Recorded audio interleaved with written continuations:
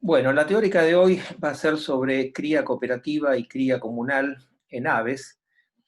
Y primero algunas definiciones. ¿Qué es cría cooperativa? ¿Qué es cría comunal? Cría cooperativa, o sea, decimos que hay cría cooperativa cuando hay individuos adultos, ayudantes o helpers, que proveen cuidado parental a juveniles que no son sus descendientes directos. En la cría cooperativa hay una única pareja que se reproduce y ayudantes.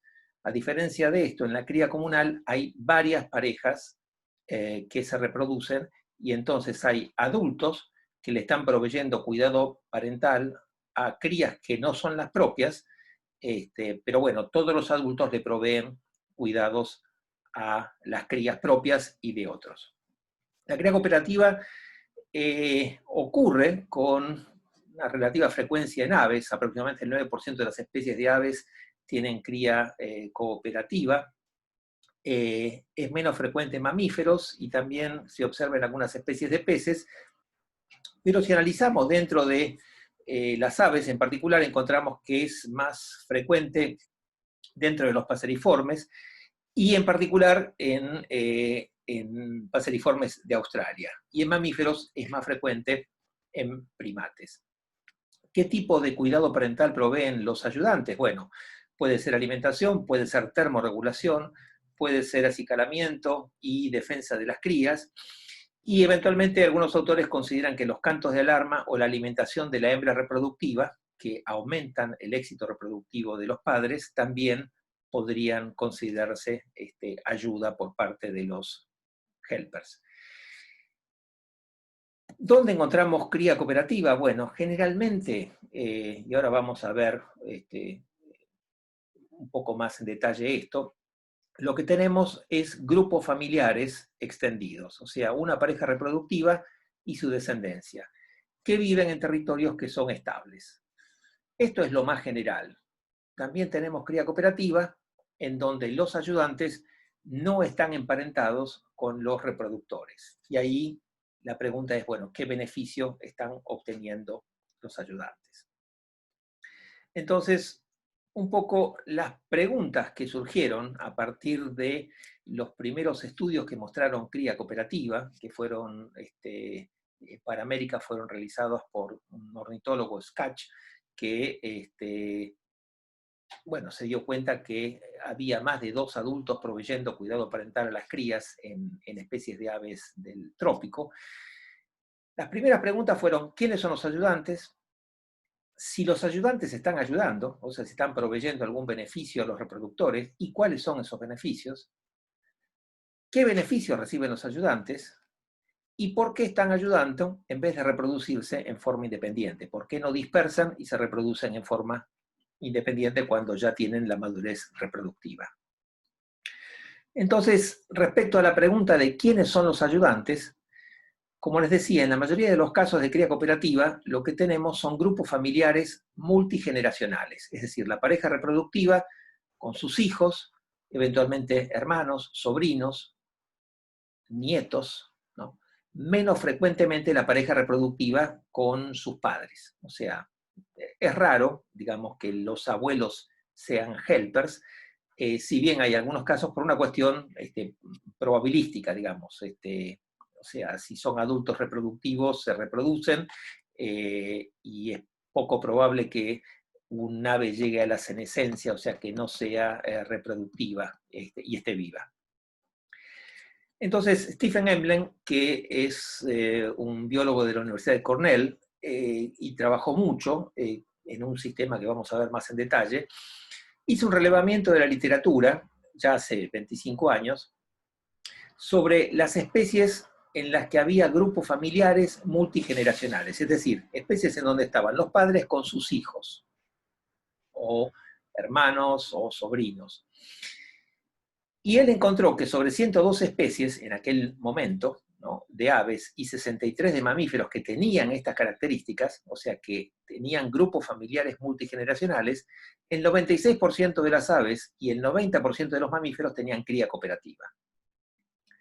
Y luego se paró del otro lado y dijo, bueno, vamos a ver los casos en los que hay cría cooperativa, ¿no? Y lo que encontró es que en la mayoría de los casos donde habría cría cooperativa, digamos, había grupos familiares multigeneracionales. O sea que, de alguna manera, acá tenemos algo que está estrechamente asociado. Donde hay cría cooperativa, hay grupos familiares multigeneracionales, donde hay grupos familiares multigeneracionales, hay cría cooperativa. Más recientemente, Christine Riel hizo un trabajo de revisión, ¿no? Para aves, y esta tablita de alguna manera ejemplifica esos resultados. De todas las especies que tienen cría cooperativa en sentido amplio, incluyendo cría cooperativa y comunal, que eran 213, ella encontró que 118, o sea, más de la mitad, era la pareja reproductiva con ayudantes que estaban emparentados.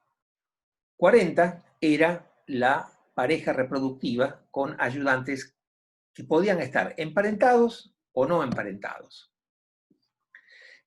O sea, siempre en los grupos hay ayudantes emparentados, pero puede haber ayudantes no emparentados. Y después había 55 especies que ella las llama polígamas, cooperativamente polígamas, que es lo que nosotros estamos llamando cría comunal, en donde hay varias parejas reproductivas, en donde pueden haber parejas que estén no relacionadas genéticamente, es lo que aquí aparece como unrelated co-breeders, Juan Carlos. o, ¿sí? Perdón, hay alguien que quiere entrar. Hay alguien que quiere entrar, entonces vamos a ver, sí.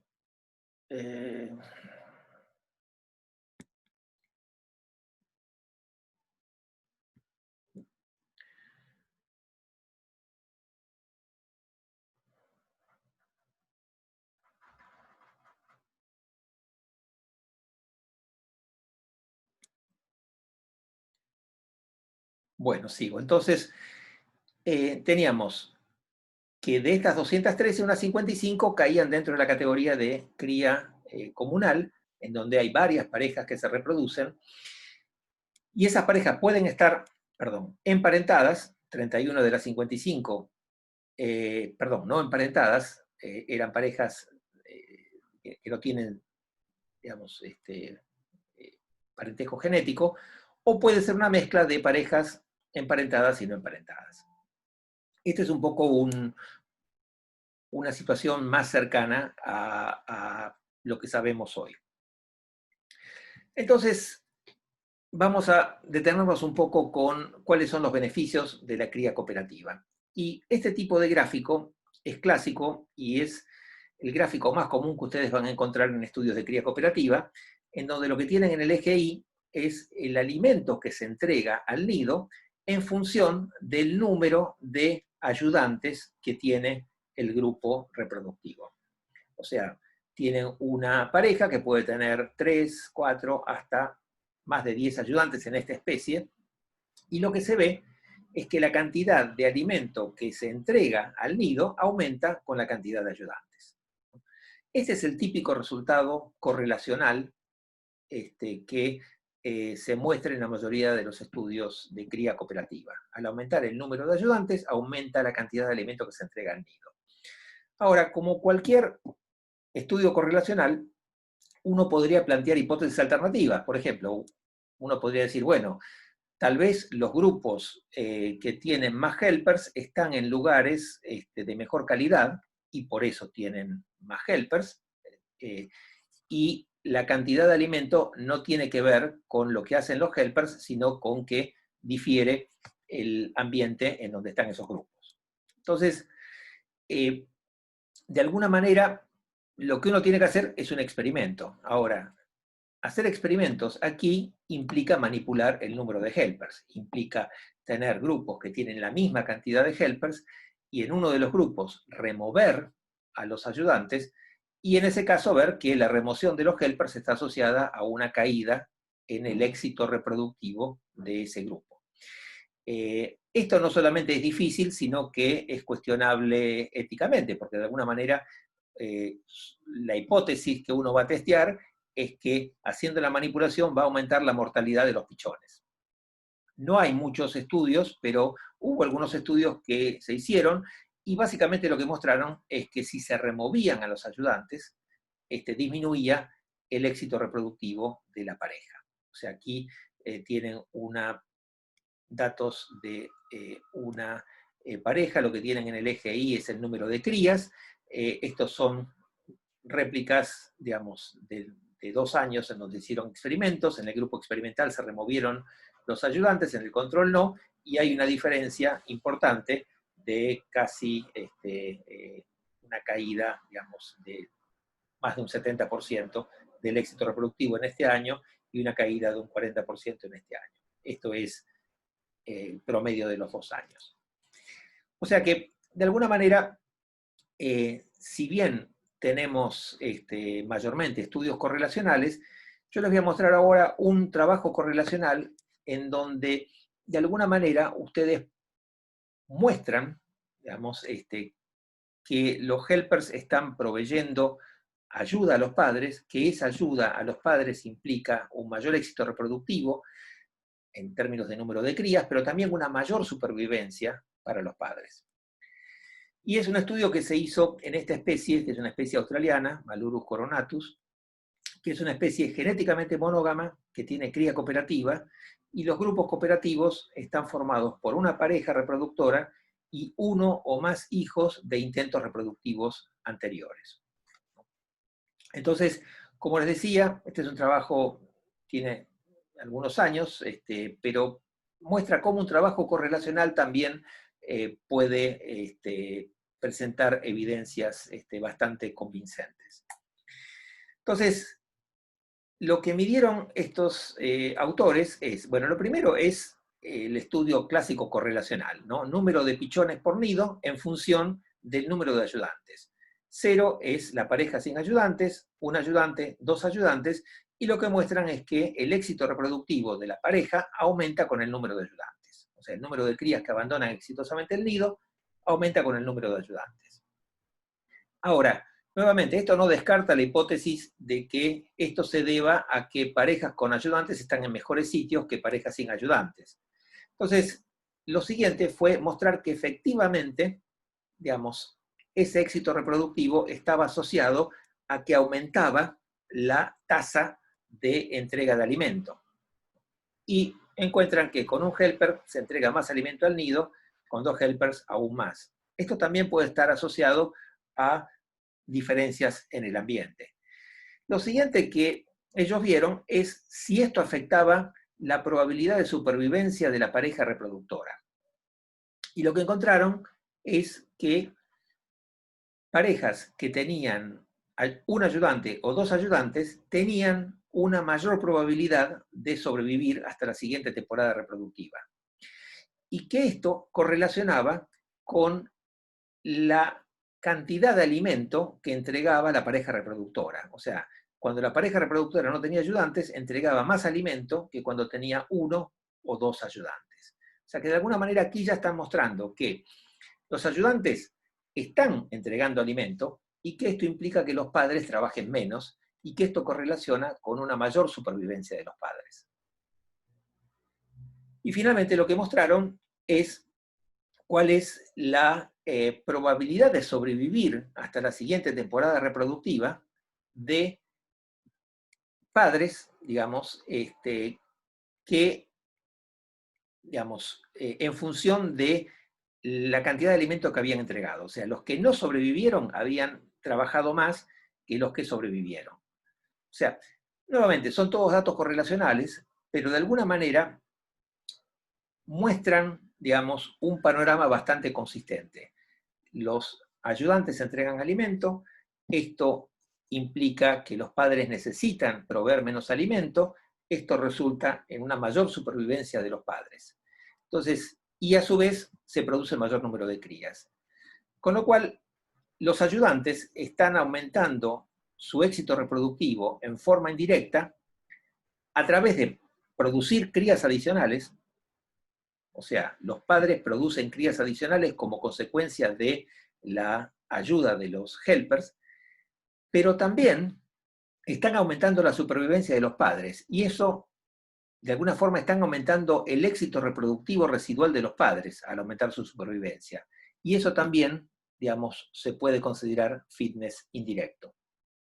si bien es más difícil de medir. Entonces, esto un poco para mostrarles lo que es el patrón más general en especies con ayudantes en el nido. O sea, los ayudantes están emparentados, ayudan, y esto implica mayor número de crías y mayor supervivencia de los padres.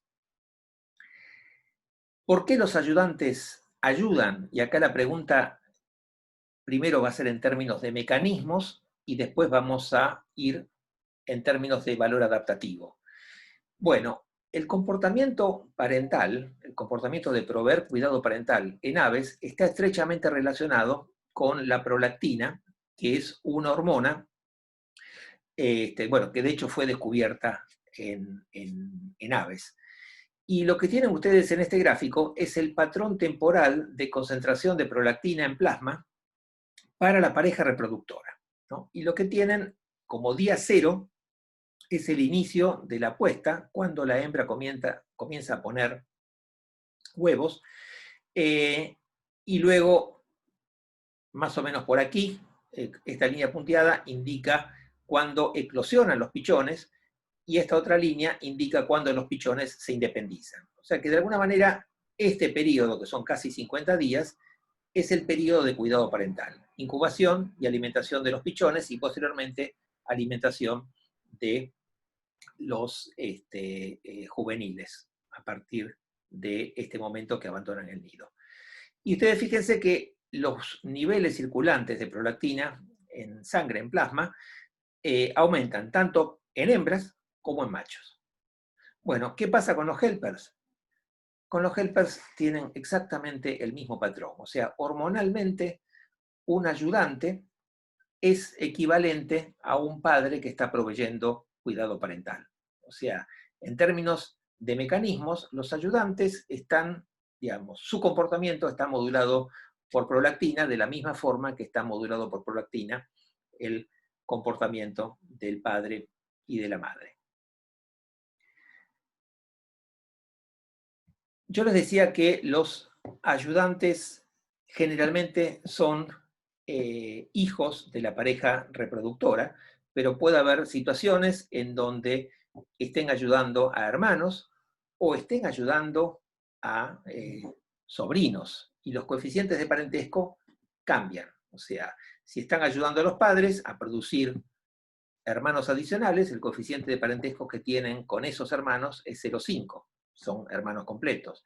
Si están ayudando a hermanos a producir sobrinos, el coeficiente de parentesco que tienen con esos sobrinos es 0,25. Y si están ayudando a sobrinos, el coeficiente de parentesco que tienen con los hijos de esos sobrinos, o si están ayudando a primos, van a tener un coeficiente de parentesco con las crías de los primos de 0,12,5. Entonces, lo que hizo Stephen Emblem fue ver para esta especie, que fue la especie con la cual él trabajó muchísimo tiempo en África. Es una especie que vive en colonias, digamos, que excavan los nidos en los bordes de ríos, algo parecido a lo que hacen los martín pescadores. Estas cuevas pueden tener 1 metro, 1,5 metros, los nidos tienen una alta tasa de depredación, hay una alta mortalidad de los pichones, y es bastante importante la ayuda de los helpers. Y lo que tienen en esta especie es clanes, grupos que pueden incluir desde 1 hasta 5 parejas que son monógamas, y a su vez hay juveniles, viudas y viudos. Y los ayudantes excavan y defienden el nido, alimentan a la hembra, incuban los huevos, alimentan a los pichones y cuidan a los juveniles hasta 6 semanas después de que los juveniles abandonaron el nido. Y lo que hizo Ellen fue ver, cuando un ayudante tenía la opción de elegir entre 2 parejas del mismo clan, cuál era su preferencia, en función del grado de parentesco con los pichones que producía esa pareja. Y los resultados los tienen aquí. Cuando la opción era, por ejemplo, ayudar a los padres a producir hermanos completos o ayudar a los hermanos, por ejemplo, a producir sobrinos, el resultado era que preferían, digamos, a los padres versus a los hermanos. Aquí tienen, bueno, el coeficiente de parentesco con las crías, a las cuales se están alimentando, 0,5 versus 0,12, más clara la diferencia, 0,5 versus 0, 0,25 versus 0,12, 0,25 versus 0 y 0,12 versus 0. O sea, esto, digamos, fue un primer, digamos, estudio. Hoy en general, digamos, en este momento no se hacían todavía estudios con microsatélites de ADN, con lo cual estos coeficientes de parentesco están estimados a partir de pedigrees, a partir de tener individuos marcados y conocer las relaciones que existen, pero sabemos que existen cópulas por fuera de la pareja, con lo cual hoy un estudio con pedigrees podría ser cuestionado. Pero aún así, esto fue algo muy llamativo, porque mostraba una capacidad de discriminar entre, digamos, individuos más relacionados y menos relacionados en forma muy fina. Bueno, hoy sabemos que eso existe en muchísimas especies, y yo les voy a mostrar en forma resumida, un par de trabajos de un grupo. Ben Hatchwell es el investigador líder de este grupo, que trabajó muchísimo tiempo con esta especie. En general, lo que van a ver cuando vean estudios de cría cooperativa en aves y de cría cooperativa en mamíferos, es que hay muchos trabajos, pero de pocos grupos de investigación. O sea, hay grupos que trabajan en unas pocas especies, ¿no? Es algo parecido a cuando yo les hablaba del LEX, que había relativamente muchos estudios, pero en pocos sistemas de LEX. Bueno, aquí hay muchos estudios en relativamente pocos sistemas con cría cooperativa, y de alguna manera eso hace que, bueno, si miramos tal especie tengamos una historia, y si miramos otra especie tengamos una historia un poco distinta, ¿no? Y obviamente estos estudios están sesgados a especies del hemisferio norte y eventualmente del hemisferio sur, son casi todos de Australia. Hay muy pocos estudios realizados en Sudamérica, y paradójicamente el neotrópico, o sea, Sudamérica y parte de Centroamérica, es la región biogeográfica que tiene mayor diversidad de aves. Hay más de 3.000 especies de aves, o sea, más del 30% de las especies de aves están en Sudamérica, y sin embargo, se sabe comparativamente mucho menos de las especies de aves de Sudamérica que de las especies de aves de Norteamérica o de Europa, que comparativamente tienen muchas menos especies. Esto un poco como para mostrarle cómo muchas veces nosotros tenemos sesgos en la información que está disponible, y probablemente la historia que yo les cuente dentro de algunos años, cuando haya muchos más estudios hechos en aves del neotrópico, sea distinta. Entonces, esta especie tiene cría cooperativa. Los ayudantes tienen un efecto positivo, es lo que ustedes están viendo en este gráfico. Este es el típico gráfico de número de crías que sobreviven en función del número de helpers, típico gráfico correlacional. Acá la diferencia es que todos los individuos intentan reproducirse en forma independiente al principio de la temporada, pero los que fallan, entonces tienen la opción, como la temporada reproductiva es corta, estos estudios fueron hechos en Inglaterra, bueno, lo que hacen, en vez de intentar reproducirse nuevamente, pasan a ayudar a otra pareja. Y ayudan con mayor probabilidad a una pareja con la que están relacionados genéticamente que con la que no están relacionados genéticamente. O sea, que es lo que les muestra este gráfico, ¿no? O sea, es mucho más probable que una pareja que perdió su nido ayude a una pareja con la cual está relacionada genéticamente. Entonces, la pregunta que se hicieron estos autores fue si efectivamente tenían capacidad de discriminar o ayudaban a la pareja que estaba más cerca, ¿no?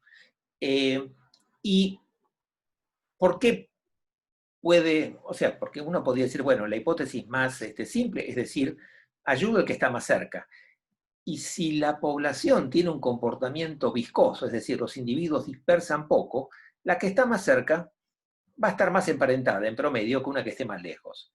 Entonces, esa podría ser una regla sencilla, ayudo al que está más cerca y de alguna forma estoy ayudando a un individuo emparentado, ¿no?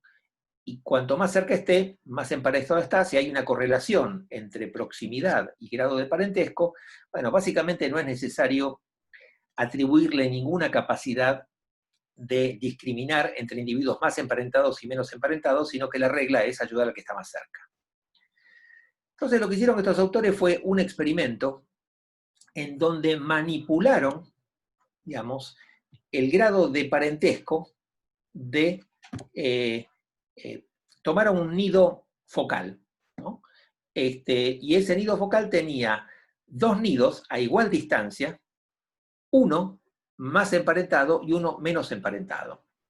La forma en que hicieron esto es compleja, pero básicamente lo que tenían era una especie en donde hay una alta probabilidad de que el nido sea depredado. Entonces lo que hicieron fue proteger los nidos que iban a ser la elección de la pareja y esperar que el nido de la pareja focal fuera depredado. Y si no era depredado, lo depredaban ellos. De forma tal que básicamente generaban una pareja que había fracasado en su intento y tenía dos parejas equidistantes, una más relacionada y una menos relacionada. Y lo que encontraron es que cuando había parejas emparentadas en el mismo clan, ayudaban siempre, y cuando no estaban emparentadas, no ayudaban. Y cuando ayudaban, ayudaban fundamentalmente a parejas emparentadas y solamente en uno de 17 casos a parejas no emparentadas.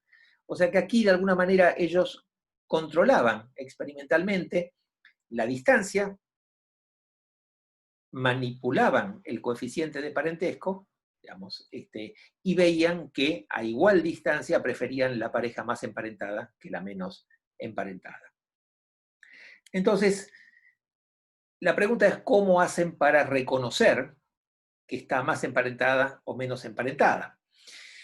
Y los autores sabían, por experimentos de playback, que los individuos de esta especie podían discriminar entre vocalizaciones de parientes y de no parientes. Entonces, la siguiente pregunta es, bueno, ¿esto es genético o ambiental?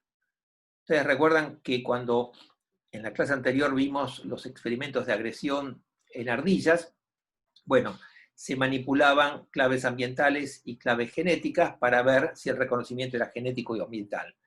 Bueno, aquí hicieron algo relativamente parecido, más simple. Lo que hicieron fueron traslocar pichones de un nido a otro nido, con lo cual tenían pichones que tenían el mismo ambiente, pero eran genéticamente distintos. O sea, tenían hermanos verdaderos, criados juntos, hermanos verdaderos, criados aparte, y no hermanos. Y lo que hicieron fue comparar las vocalizaciones que son aprendidas de sus padres durante el desarrollo.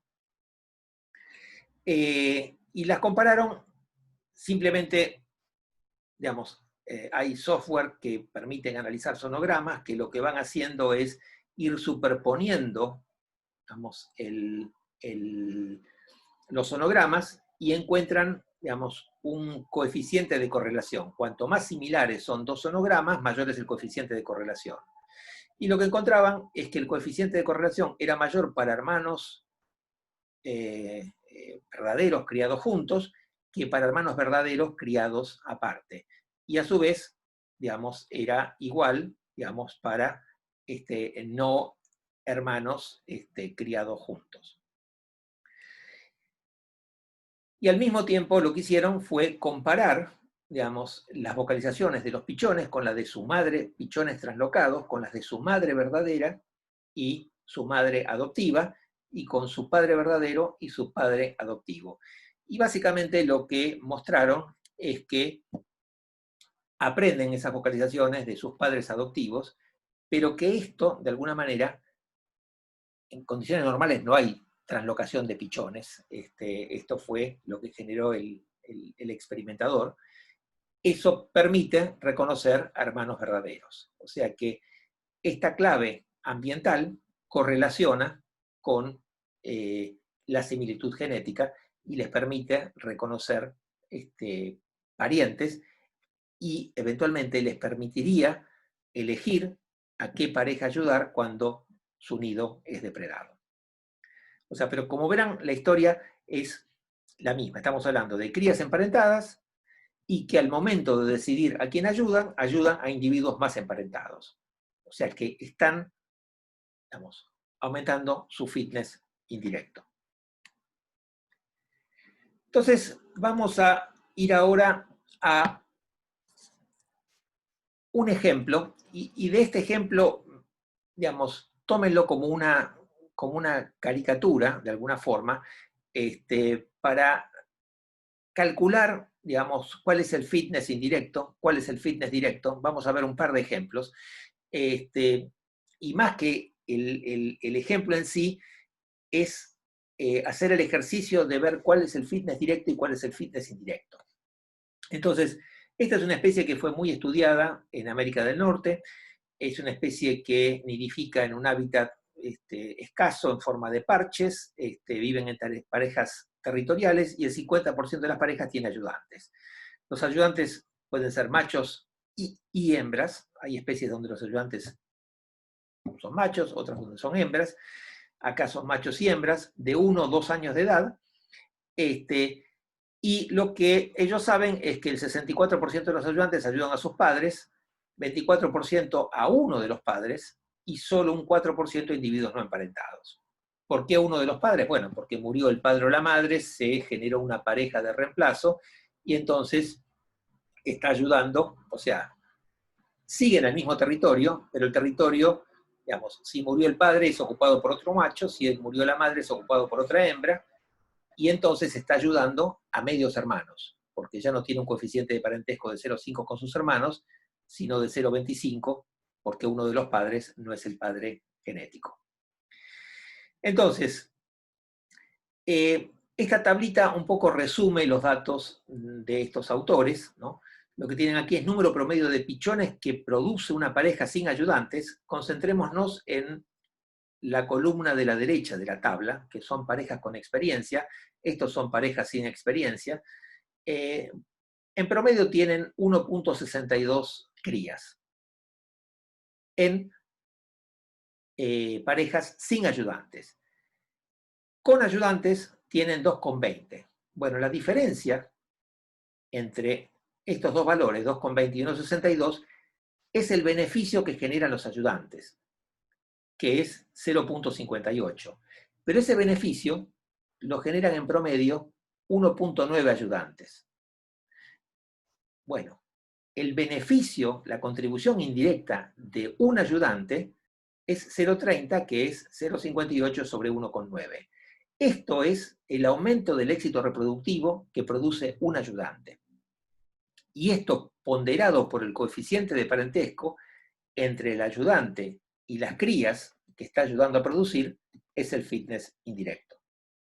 Es decir, ustedes lo que tienen que ver es cuál es la diferencia de una pareja sin helpers y una pareja con helpers, ver cuántos ayudantes producen esa diferencia, ¿no? Bueno, la diferencia es 0,58, esto es el producto de 1,9 ayudantes. Bueno, esto sobre esto da 0,30. Y esto, ponderado por el coeficiente de parentesco que tienen los ayudantes con las crías que están alimentando, sería el fitness indirecto. Entonces, la pregunta que se hicieron estos autores es, bueno, quedarse en casa y ayudar, ¿no? Vimos recién que el incremento en descendientes por efecto de los ayudantes era 0,58 crías, que el número promedio de ayudantes era 1,9, el coeficiente de parentesco entre ayudantes y pichones, esto es un promedio, es 0,43, porque algunas veces no está o el padre o la madre. Bueno, si ustedes multiplican 0,58, esto lo dividen por 0,9 y esto lo multiplican por 0,43, lo que tienen es 0,13. O sea, 0,13 sería el 0,30 de esta tablita multiplicado por 0,43. Esto es el número de equivalentes genéticos. Este sería el fitness indirecto que obtiene el ayudante si se queda en casa y ayuda a sus padres a que produzcan más crías.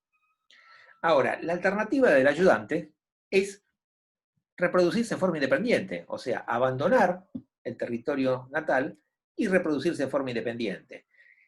Y si se reprodujera en forma independiente, bueno, tendría 1,62 pichones, asumiendo que no hay cópulas por fuera de la pareja, que son bajas en esta especie, tendría 0,81 equivalentes genéticos.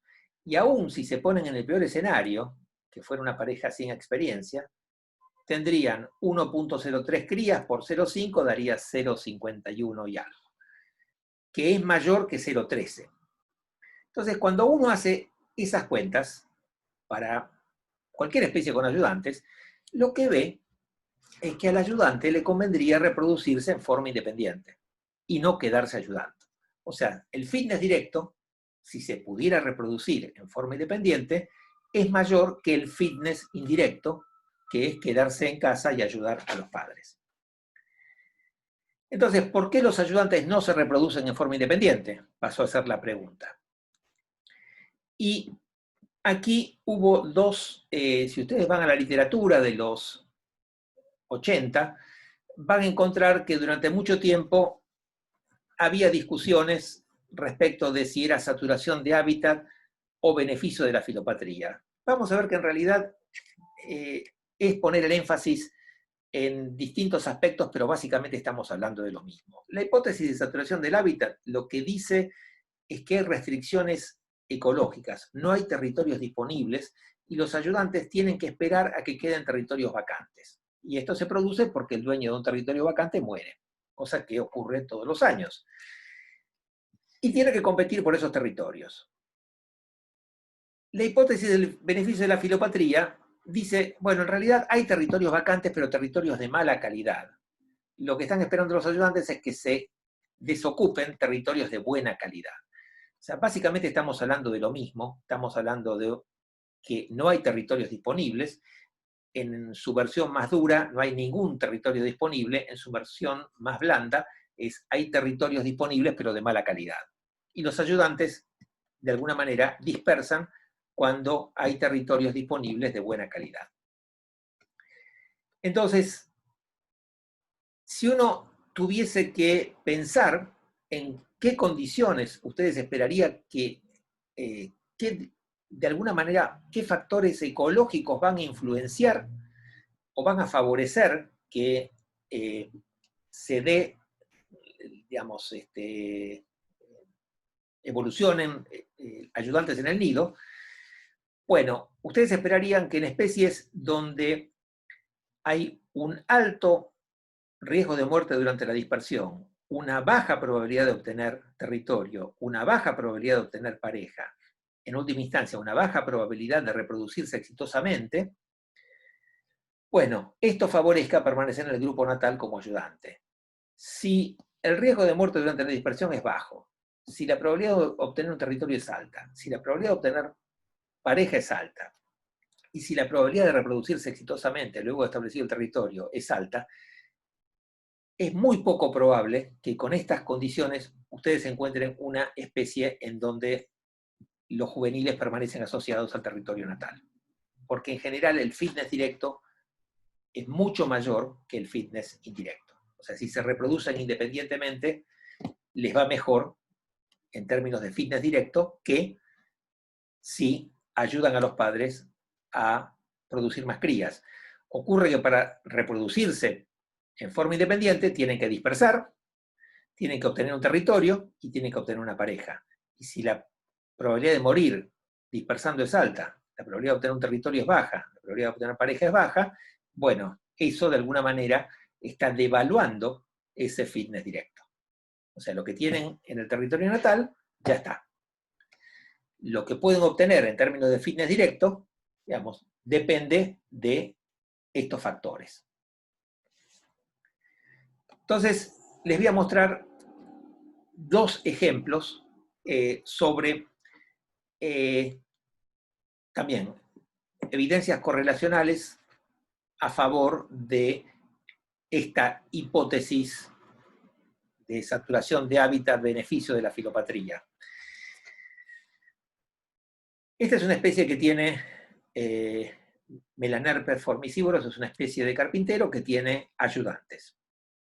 Y lo que se ve es que la proporción de juveniles que permanecen en el territorio natal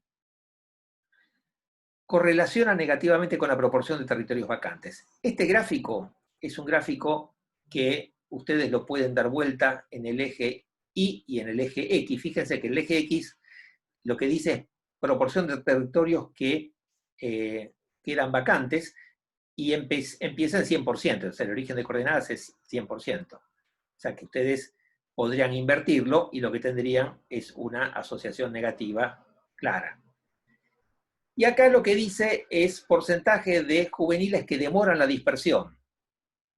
Bueno, si lo damos vuelta es porcentaje de juveniles que dispersan. Pero básicamente lo que muestra el gráfico es que cuando no hay, digamos, cuando casi todos los territorios quedan vacantes, prácticamente no hay juveniles que demoren la dispersión, todos dispersan.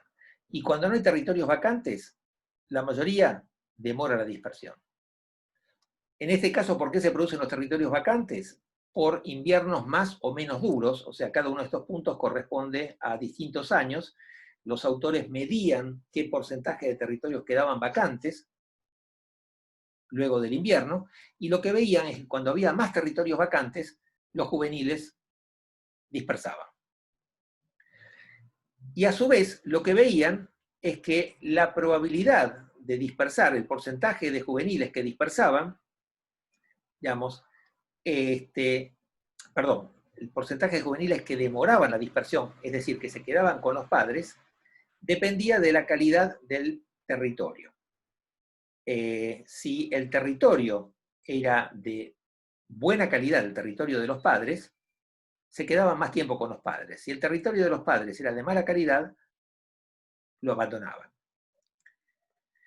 O sea, nuevamente, parecería ser que por un lado está que existan territorios disponibles y por otro lado, bueno, cuán bueno es ese territorio respecto al territorio donde estoy yo. O sea, un poco en broma, yo siempre digo que es como que ustedes viven con sus padres en un tríplex y tienen la opción de ir a vivir en un departamento con una habitación compartida con 5 amigos. Bueno, no es la mejor situación para irse de la casa de los padres, pero si ustedes viven en un departamento chiquito con varios hermanos y tienen la posibilidad de alquilar un departamento y de estar sola, por ahí la probabilidad de dispersarse de mudarse es mayor. Es obviamente una comparación que se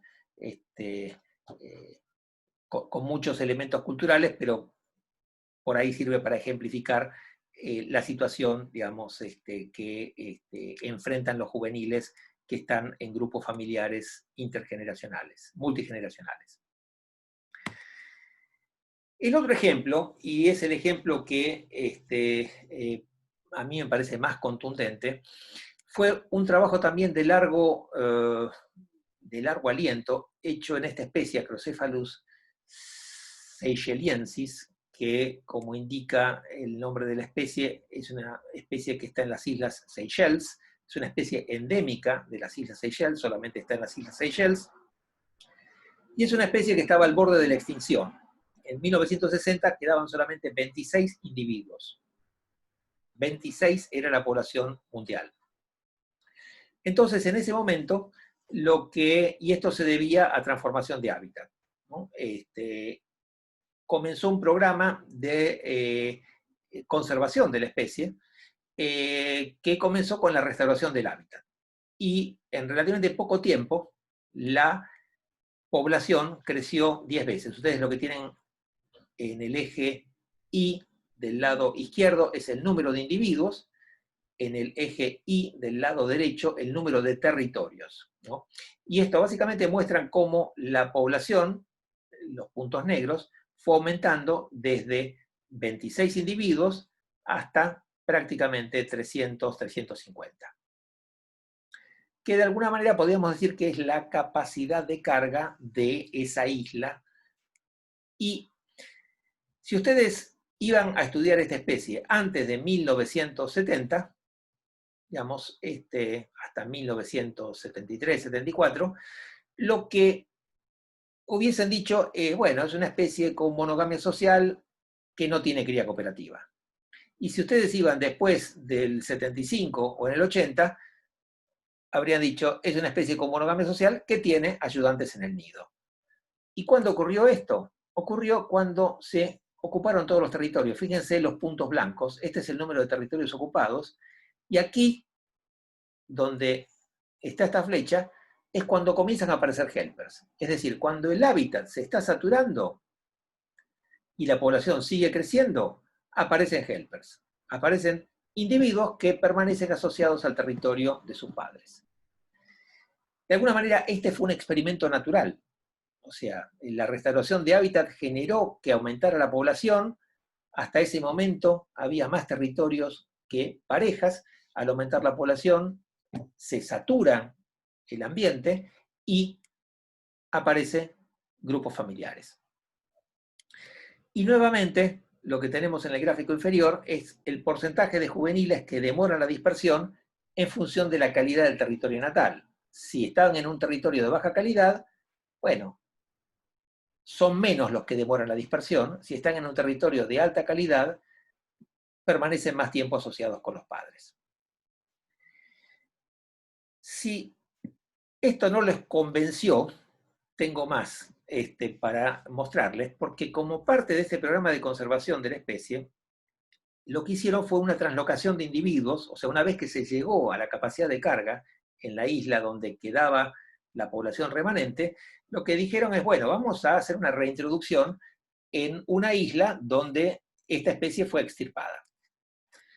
Entonces, básicamente tomaron individuos y los llevaron a una isla donde no había Seychelles Wolvers. Bueno, ¿qué fue lo que ocurrió? Comenzaron a formarse parejas. ¿Tenían ayudantes? No, no tenían ayudantes. La población comenzó a crecer y en la medida en que la población fue creciendo, comenzaron a aparecer los ayudantes. ¿Dónde aparecieron primero los ayudantes? En los territorios de mayor calidad y después en los territorios de menor calidad.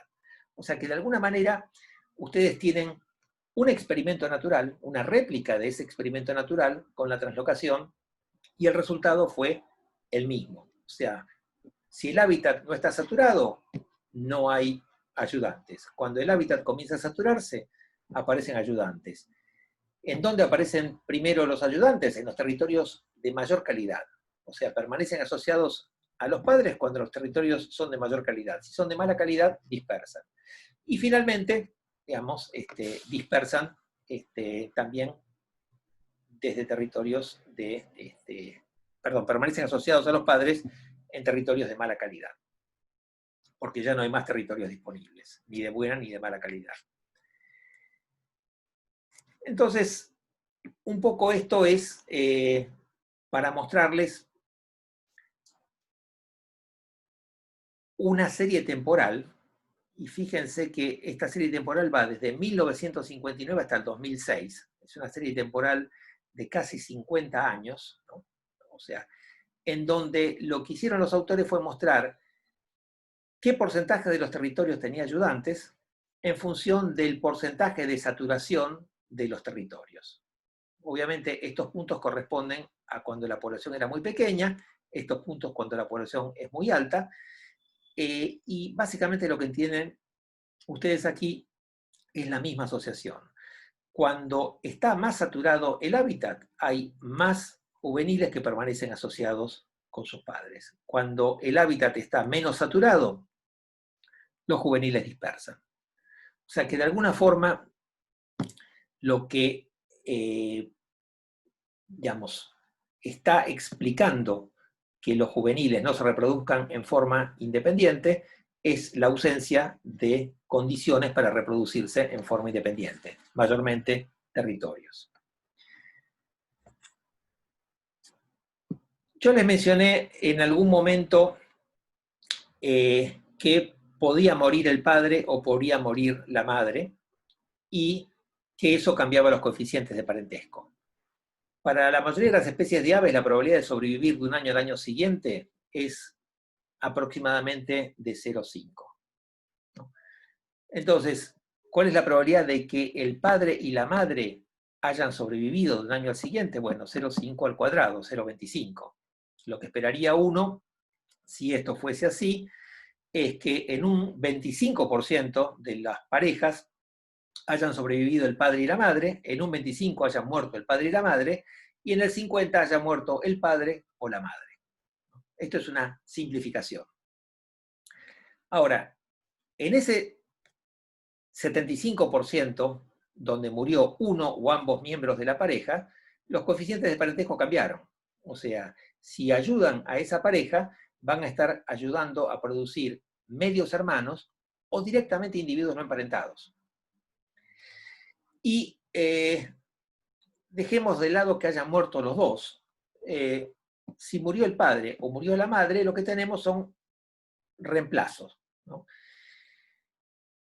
Y lo que se ve en estos casos es que la probabilidad de que un miembro del grupo sea ayudante disminuye dependiendo de si las relaciones de parentesco son altas, o sea, ayuda a producir hermanos completos, que se ayuda a producir medios hermanos o individuos no emparentados. Esto es para una especie, para Aphelocoma cerulescens, y esta es para Crocephalus seycheliensis, donde directamente, si no hay emparentados, directamente no ayuda, y ayuda mucho más si está ayudando a los padres que si está ayudando a solo uno de los padres. Ahora, la otra cosa que ocurre en estas parejas de reemplazo es algo que puede parecer medio un culebrón. Ustedes saben que es común en aves o mamíferos que se evite la endogamia, esto es lo que los psicoanalistas llaman evitación del incesto, básicamente un biólogo diría mecanismos para evitar la endogamia, o sea, una hembra no se aparea con su padre, un macho no se aparea con su madre, el mecanismo más simple es dispersión diferencial de sexo, los juveniles dispersan, y para evitar apareamientos entre hermanos, en general un sexo dispersa más que otro sexo. En el caso de las aves, digamos, las hembras dispersan más que los machos. En el caso de los mamíferos, los machos dispersan más que las hembras. Pero bueno, son mecanismos comportamentales para evitar el incesto. Pero también existen mecanismos de reconocimiento. O sea, en una especie con ayudantes en el nido, los machos no se aparean con la hembra, que es su madre, las hembras no se aparean con el macho, que es su padre. Ahora, ¿qué pasa cuando hay una pareja de reemplazo? Bueno, mamá ya no es más mamá. Mamá es la esposa de papá. O sea, y ahí esos helpers machos comienzan, acá ustedes lo que tienen con barras claras, son familias en donde padre y madre viven, y estas son familias de reemplazo donde la hembra reproductiva no es la madre de los ayudantes. Y fíjense que aumentan los despliegues de cortejo del hijastro hacia la hembra, aumenta el cuidado de pareja por parte del padre, aumenta la agresión del padre al hijo y aumenta las cópulas por fuera de la pareja, del helper con la hembra de reemplazo de ese grupo familiar. Entonces, obviamente, esto genera una situación de conflicto y básicamente los helpers terminan siendo eyectados del grupo. O sea que ustedes no esperarían que un individuo, al menos para aves, sea helper durante toda la vida. O sea, lo que esperarían, por dos motivos. Primero, porque, bueno, si la hipótesis de saturación de hábitat es correcta, aumenta la probabilidad de encontrar un territorio disponible en función del tiempo. Pero por otra parte, porque el coeficiente de parentesco va a disminuir y los conflictos intragrupo van a aumentar. Entonces, uno esperaría, y es lo que se ve, que los helpers son helpers 1 año, 2 años, pero raramente más de ese tiempo. Entonces, para terminar esta primera parte, una de las cosas que uno esperaría en especies con cría cooperativa es que haya monogamia genética. ¿Por qué? Porque si no hay monogamia genética, los coeficientes de parentesco entre los helpers y, y las crías que están alimentando disminuyen. En una situación en donde hay monogamia genética, el coeficiente de parentesco del helper con sus hermanos es 0,5. Ahora, en la medida en que aumenta la promiscuidad, o sea que la hembra se aparea con más machos, el coeficiente de parentesco cae. ¿Hasta cuánto? Bueno, hasta 0,25, que es el caso en donde no compartan padres y solamente comparten la madre. Esto obviamente es probabilístico, ¿no? Si la madre se aparea con 2 machos, bueno, la probabilidad es que sean hermanos completos o medios hermanos. Si se aparea con 3, la probabilidad es que sean hermanos completos, digamos, o medio, o sea, básicamente sería 0,25 más 0,25 dividido el número de machos con los que se apareó la hembra. Esa es la forma en la cual ustedes llegan a esta curva. Cuando el número de machos con los que se apareó la hembra tiende a infinito, el coeficiente de parentesco tiende a 0,25. Entonces, de alguna manera, lo que se plantea es que la monogamia genética es una condición necesaria para que exista cría cooperativa. Y que en la medida en que haya una alta promiscuidad, digamos, es menos esperable encontrar, digamos, cría cooperativa. Y hay algunos estudios, meta-análisis, que de alguna manera mostraron esto. Es un trabajo de revisión que hizo Corvallis hace algunos años, en donde básicamente analizó el grado de promiscuidad en especies con cría cooperativa y en especies con cría no cooperativa, controlando por factores filogenéticos, y básicamente lo que encontró es que en especies con cría cooperativa la promiscuidad es significativamente menor que en especies con cría no cooperativa. Y a su vez, dentro de las especies con cría cooperativa, lo que encontró es que especies que tenían mayor promiscuidad tenían menor porcentaje de parejas con ayudantes. O sea que de alguna manera esto, y cuando veamos eusocialidad en insectos, vamos a volver sobre este tema, para que se dé, digamos, lo que podríamos llamar altruismo reproductivo, es decir, que algunos individuos ayuden a otros a reproducirse, tiene que haber, digamos, un alto coeficiente de parentesco entre los ayudantes y los ayudados, porque la explicación, digamos, más común para esto sigue siendo kin selection, pero no la única. Así que si les parece, paramos ahora 10 minutos y 13:10 retomo la teórica. Igual quedo en línea por si hay dudas sobre esta parte.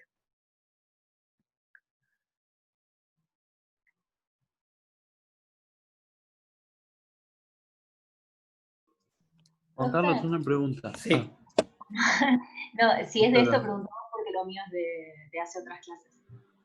Era sobre la diapositiva que era como un ciclo de estrategias. Sí, esta.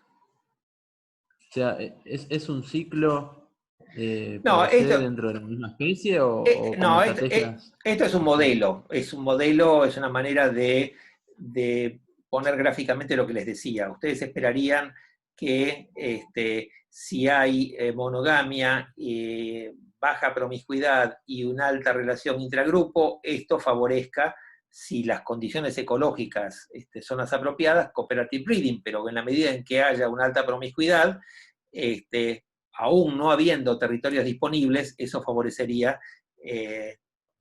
digamos, reproducción independiente. No es que la misma especie haga este ciclo. De alguna manera, lo que estás diciendo es que vos no esperarías especies con cría cooperativa y alta promiscuidad. Ah, está. Y el caso ese donde hay recambio de parejas, directamente los helpers que quieren reproducirse con la hembra son expulsados y se mantiene la cría cooperativa, Sí, sería con un poco lo que yo decía es que los grupos familiares multigeneracionales son inestables. Son inestables porque se produce la muerte del padre o de la madre y cambian los coeficientes de parentesco. Y además, si se produce la muerte de la madre y los helpers son machos, bueno, esos juveniles o adultos ahora van a intentar reproducirse con esa hembra, que no es su mamá. O sea, la evitación del incesto, entre comillas, ¿no? Porque, digamos, seguramente ninguno de estos pajaritos sabe qué es el incesto, pero la evitación de la endogamia, de aparearse con individuos estrechamente emparentados, existe en muchas especies, pero una vez que vos, digamos, tenés una hembra que no es más no está más emparentada con los helpers, bueno, la probabilidad de que haya cópulas dentro del grupo aumenta. Espera que voy a...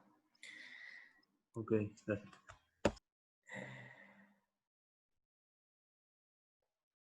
Te puedo preguntar Sí. de teóricas anteriores. La teoría de sensibilidad al riesgo, lo pasamos muy por alto, pero no sé, no entendí la premisa que tenía, porque ahí habla de una premisa, pero la verdad que no la entendí. A ver, espera un segundo que quiero ver si logro suspender... No, bueno, voy a dejar...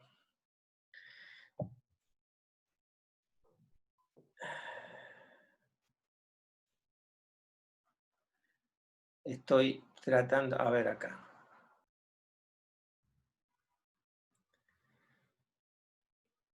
Bueno, volvemos a la clase. ¿Se escucha bien? Supongo que sí, porque recién estaba hablando con uno de ustedes. Entonces, esto sería una especie de resumen de lo que vimos hasta ahora. Cooperación por beneficios indirectos, requiere altos coeficientes de parentesco entre individuos interactuantes. Dos posibilidades: que haya dispersión limitada, lo que ustedes decían son poblaciones viscosas, o que haya discriminación de parientes. Y esa discriminación de parientes puede basarse en claves genéticas o en claves ambientales. Y si se utilizan claves ambientales, obviamente esas claves deberían predecir el grado de similitud genética. Y fue el ejemplo que vimos en donde los pichones aprendían las vocalizaciones normalmente de sus padres y usaban esas vocalizaciones para determinar a quienes ayudaban una vez que fracasaban su intento reproductivo. Bueno, hasta aquí lo que vimos es lo que explica la mayor cantidad de situaciones de cría cooperativa, que es beneficios indirectos, o sea, el helper aumenta su fitness indirecto.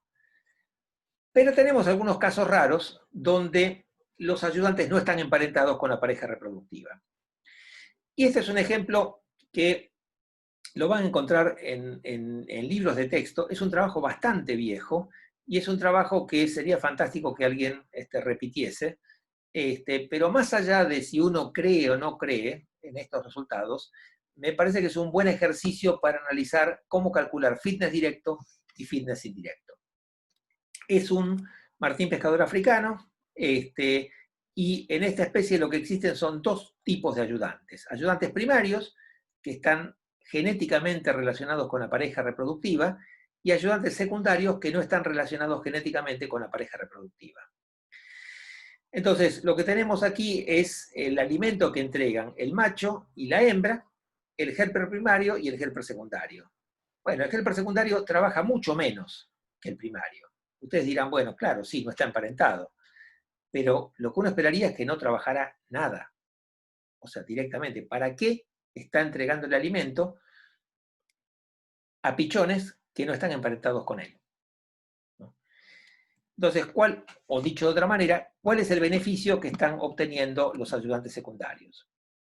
Entonces, esta es una tablita bastante antipática, pero sirve para calcular fitness directo y fitness indirecto. Lo que ustedes tienen en las distintas filas es un helper primario, un helper secundario, y delayer sería un individuo que directamente no ayuda. No se puede reproducir y entonces se dedica a alimentarse, pero no provee ayuda. Este es el número de crías extras que produce un ayudante.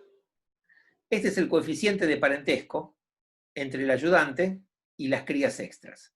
Entonces, el fitness indirecto de un helper primario va a ser 1.8, que es el número de crías extras que produce un ayudante, por el coeficiente de parentesco entre el ayudante y las crías.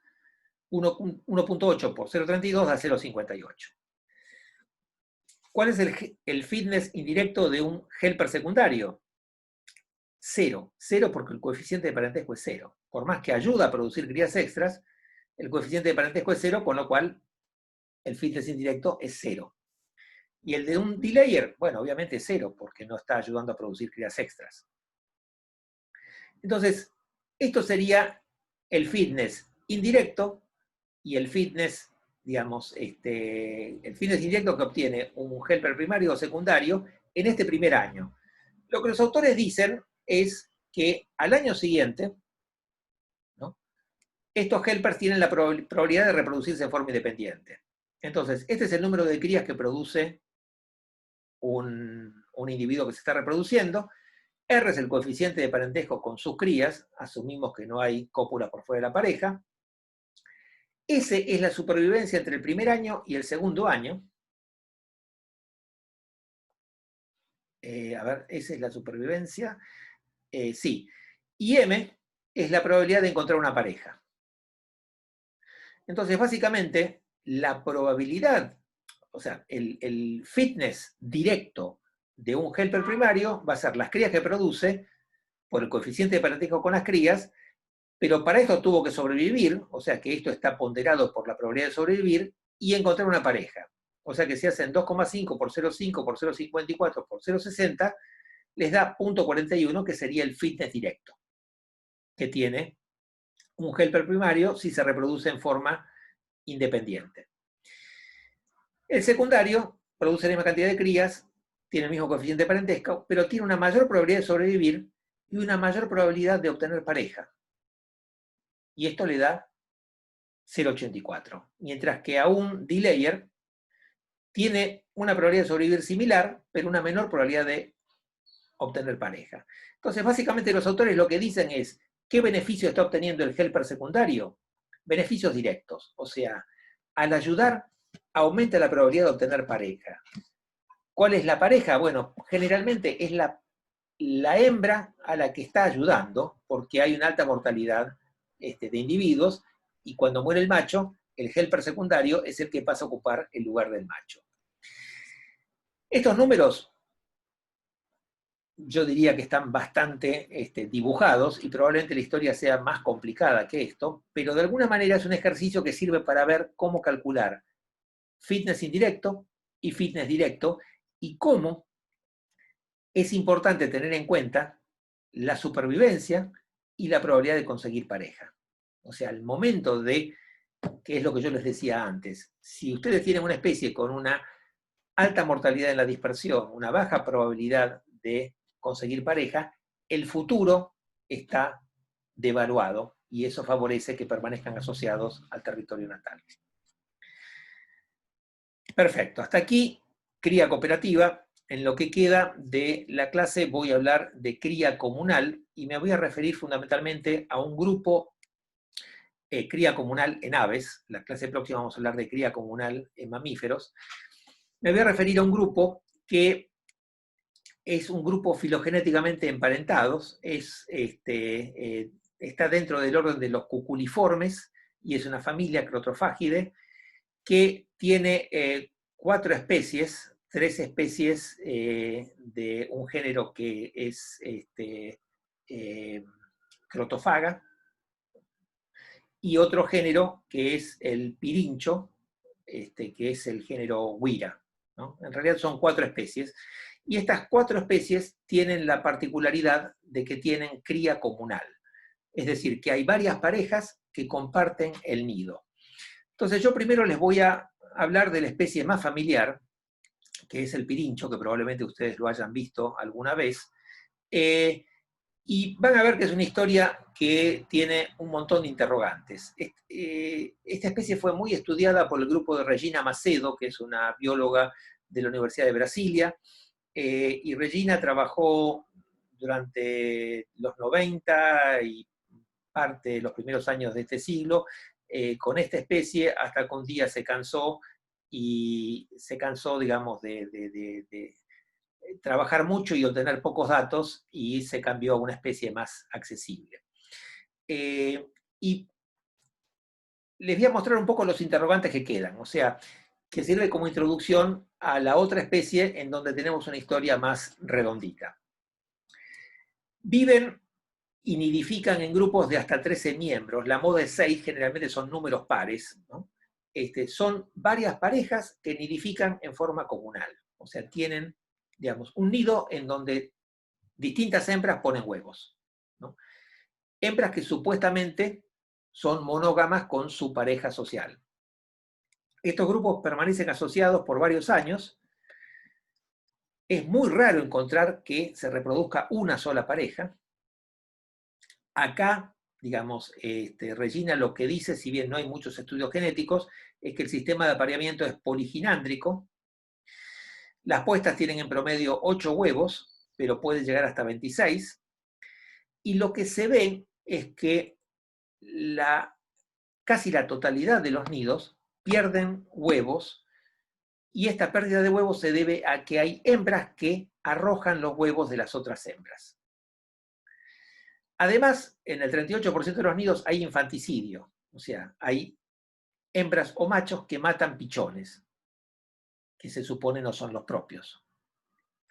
El hábitat tiene sitios disponibles, o sea que ya aquí tenemos un montón de preguntas. O sea, ¿por qué hay, digamos, cría comunal si hay hábitat disponible? ¿Por qué hay destrucción de huevos?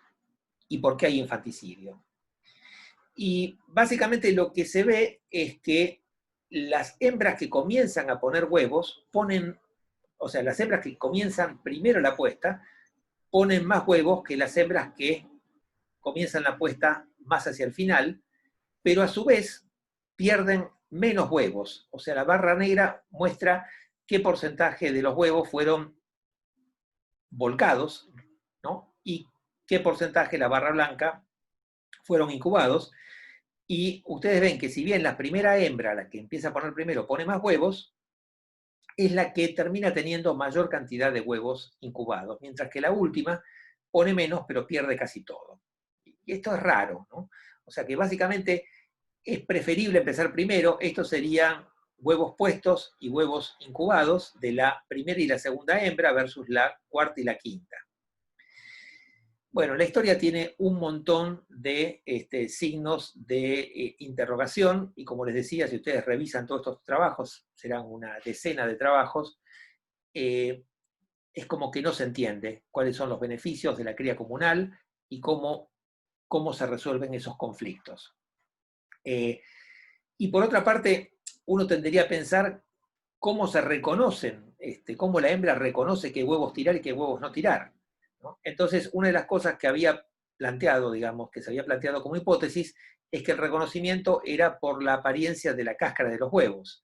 Y bueno, hay un trabajo que hicieron justamente para testear esto, y lo que tienen ustedes en la parte A son 2 huevos de la misma hembra, y estos son huevos de 2 hembras distintas, y lo que concluyen los autores es que es prácticamente muy difícil asignar correctamente huevos a hembras utilizando el patrón de coloración de la cáscara. Solamente un biólogo puede asignar un 55% de los huevos correctamente, ¿no? Lo de correctamente es porque esos huevos fueron asignados a hembras mediante electroforesis de proteínas de la yema, o sea, sabemos que este huevo y este huevo son de la misma hembra, y que este huevo y este huevo son de distintas hembras, pero bueno, las claves visuales, o sea, obviamente siempre está presente la posibilidad de que haya claves visuales en el ultravioleta o alguna clave visual que nosotros no contemplamos. Podrían ser claves olfativas, si bien el olfato no es uno de los sentidos preponderantes en aves, pero básicamente es una historia llena de interrogantes. Entonces, les mostraba esto como para poner en valor el siguiente trabajo, que fue un trabajo que hizo Christine Riel en esta otra especie, Crotophaga major, que es una especie que llega al noreste de Argentina, el anó grande es el nombre común, donde hay varias parejas socialmente monógamas, y vamos a ver que en este caso son socialmente monógamas, que ponen huevos en un único nido y proveen cuidado parental, incubación y alimentación de pichones en forma comunal. Esto es igual a los pirinchos. Las hembras compiten entre sí tirando fuera del nido los huevos de las otras hembras. Y esto también es igual a pirinchos, pero aquí la regla es que la hembra tira hasta que puso un huevo. O sea, alguno estará diciendo, bueno, ¿por qué este comportamiento irracional, diríamos, si estuviéramos hablando de humanos? Bueno, el problema que tienen una especie con cría comunal es que tienen que sincronizar la puesta. Tienen que sincronizar la puesta porque si una hembra comienza a poner huevos y comienza la incubación y otra hembra comienza a poner una semana después y comienza a incubar esos huevos una semana después, esos pichones van a nacer 7 días después y van a perder en la competencia por alimento con los pichones más grandes y van a muy probablemente morir, no van a sobrevivir. Entonces, de alguna manera, el éxito de una hembra depende que sus pichones nazcan en forma sincrónica con los otros pichones. Ahora, ¿cómo hacen para sincronizarse? Son parejas independientes. Cada una las hembras tienen distintos estados hormonales, empezaron un ciclo ovulatorio antes o después. Bueno, la forma que tienen de sincronizarse es a lo bruto. O sea, si yo no pongo huevos, hasta que yo no empiezo a poner huevos, tiro todos los huevos que aparecen en el nido. Y la que empezó primero pone más huevos, y la que empezó más tarde pone menos huevos, pero como la incubación comienza una vez que se llega a una determinada cantidad de huevos, esto produce la sincronización. O sea, 3 parejas que están poniendo huevos en forma independiente y que empezaron a poner huevos a distintos tiempos, terminan sincronizadas. O sea, la incubación comienza al mismo tiempo para los huevos de las 2 o de las 3 hembras. Entonces, lo que hizo Christine Riel fue ver beneficios directos e indirectos de la cría comunal. Para ello lo que hizo fue determinó el parentesco entre los miembros del grupo y determinó el éxito reproductivo individual, esto determinado genéticamente, o sea, asignó los huevos y los pichones a las distintas hembras y a los distintos machos. Y pudo medir el éxito reproductivo. Entonces, lo primero que mostró es que no había, este es el coeficiente de parentesco, estimado a partir de distintas técnicas, pero básicamente, o sea, le da un valor que es el promedio de distintas parejas, pero básicamente les da que no están emparentados. Ni los miembros de la pareja, ni los machos del mismo grupo, ni las hembras del mismo grupo. Ni los machos y hembras del mismo grupo. O sea, básicamente son grupos de individuos no emparentados. Macho con hembra de la pareja, machos del grupo, hembras del grupo. Por otro lado, lo que mostró es que grupos de 2 parejas y grupos de 3 parejas, lo que tienen en el eje Y del lado izquierdo es el porcentaje de nidos exitosos, ¿no?, que son las barras negras, y en el eje Y del lado derecho, el número de pichones que producen esos grupos exitosos. Y lo que él encuentra es que en grupos de 2 y en grupos de 3 hay diferencias. Los grupos de 3 tienen mayor supervivencia de nidos y mayor número de pichones por nido exitoso. O sea que de alguna manera hay beneficios de la cría comunal. Estar en un grupo de 3 implica mayor probabilidad de que sobreviva el nido y mayor número de pichones en el nido. No hay grupos que se reproduzcan en forma no comunal, o sea, grupos con una única pareja. Ni tampoco prácticamente no hay grupos de 4 parejas. Entonces, lo que hizo después fue ver cómo le iba, digamos, a individuos, o sea, esto es la hembra que comienza a poner huevos primero y la que comienza a poner huevos segundo en el grupo de 2, y esta es la hembra que comienza a poner huevos primero, la que comienza a poner huevos segundo y la que comienza a poner huevos en tercer lugar en grupos de 3. Y lo que ve es que el número de huevos puestos es mayor en la que empieza primero que en la que empieza segundo, y en grupos de 3, mayor en la que empieza primero que en la que empieza segundo que en la que empieza tercero. El número de huevos rechazados, obviamente, es 0 en la que empieza segundo, en grupos de 2 es mayor en la que empezó primero que en la que empieza segundo, y en grupos de 3 es mayor en la que empieza primero que en la que empieza segundo que en la que empieza tercero. O sea, recuerden que la regla es, tiro huevos hasta que empiezo a poner huevos. La que pone primero no tira huevos. La que pone segundo tira los huevos de la primera hasta que empieza a poner los suyos. La que empieza en tercer lugar tira los huevos de la primera y de la segunda hasta que empieza a poner los suyos. O sea que la última no pierde huevos. El número de huevos incubados termina siendo el mismo. O sea, de alguna manera esto permitió que todas las hembras contribuyan en forma similar en esa puesta. Y al mismo tiempo que la incubación comience en forma sincrónica para todos los huevos. El número de huevos que eclosionan de la hembra A y de la B es el mismo en grupos de 2, de la hembra A, B y C es el mismo en grupos de 3, grupos de 3 tienen mayor éxito de eclosión que grupos de 2, el número de pichones que sobreviven es mayor en grupos de 3 que en grupos de 2, pero no difiere entre la primera hembra de la segunda en grupos de 2, ni entre la primera, la segunda y la tercera en grupos de 3. O sea que de alguna manera lograron que están obteniendo el mismo éxito reproductivo. Lograron sincronizarse y obtener el mismo éxito reproductivo.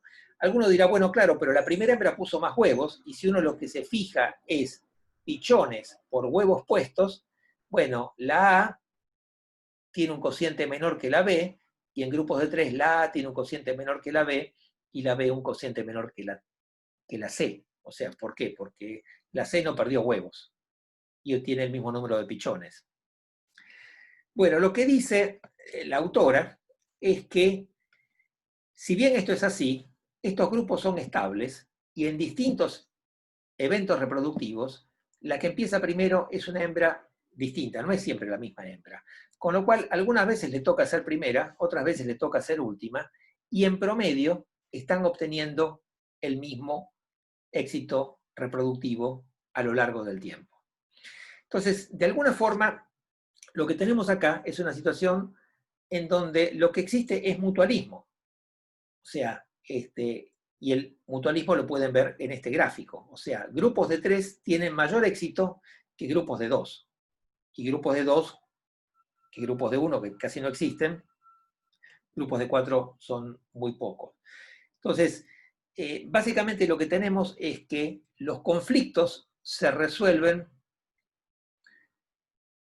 de la forma que encontraron para resolverlo, pero esto lleva a que todas las hembras están obteniendo más o menos el mismo beneficio, y estar en grupos con mayor número de parejas implica más beneficios en términos de fitness directo. Aquí no hay fitness indirecto, no están emparentadas. Bueno, esta es la especie que ha sido más estudiada y es la especie en donde todo funciona mejor. Hay otra especie que también fue estudiada, que fue Crotophaga ani, y aquí la historia también es parecida, pero los resultados no son tan claros, ¿no? En principio, nuevamente, lo que ven es que el número de huevos puestos por cada hembra aumenta al aumentar el tamaño de grupo, ¿no? Y esto tiene que ver con que hay huevos que son, en este caso, enterrados o volcados, ¿no?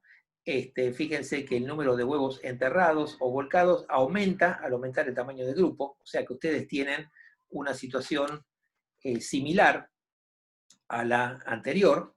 Este es un trabajo más incompleto. Y también lo que se ve es que la probabilidad de que un pichón sobreviva es mucho mayor si es el primero en eclosionar que si es el último en eclosionar. O sea, esto de alguna manera les muestra la importancia de sincronizar la incubación. Y lo último que quería mostrarles es que, y creo que sobre esto no hablamos hasta ahora,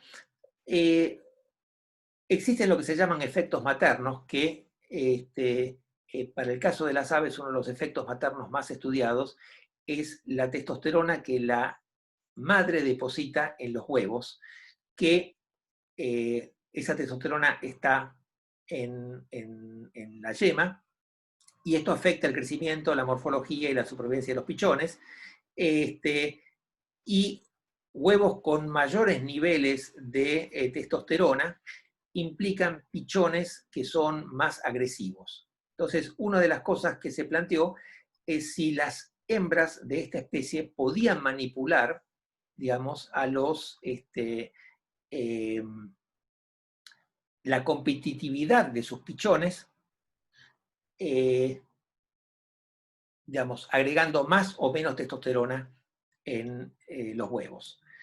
De alguna manera, el aumento de los niveles de testosterona podía, de alguna forma, mitigar la desventaja de ser un pichón que eclosionó tardíamente. Y efectivamente eso fue lo que encontraron aquí.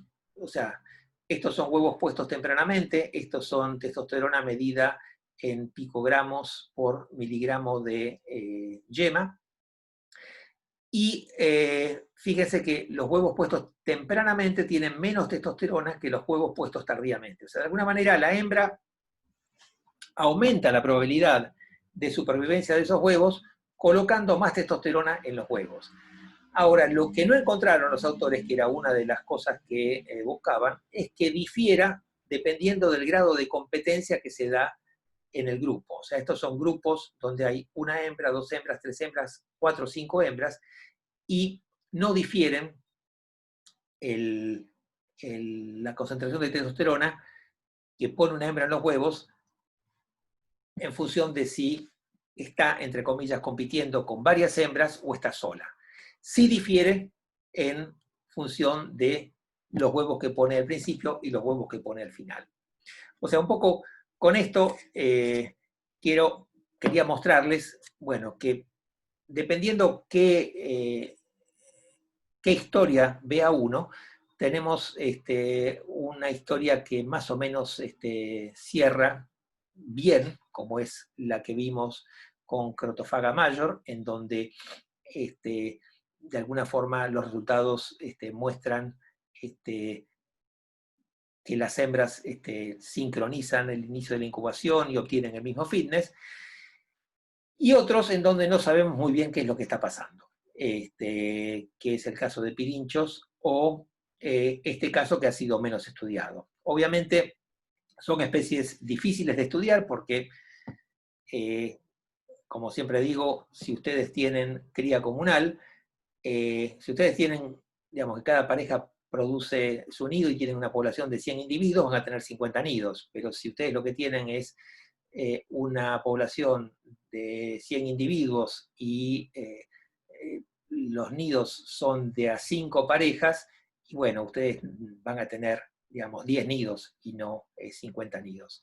Entonces, obtener datos en especies que tienen cría comunal se hace mucho más difícil, y son pocos los trabajos que hay, pero, digamos, justamente son modelos interesantes porque básicamente ustedes lo que tienen que encontrar es cuáles son los beneficios que están obteniendo, beneficios en términos de fitness directo, esos individuos para reproducirse en forma comunal, ¿no? Y bueno, cuáles son las restricciones ecológicas que favorecieron que no se reproduzcan en forma independiente.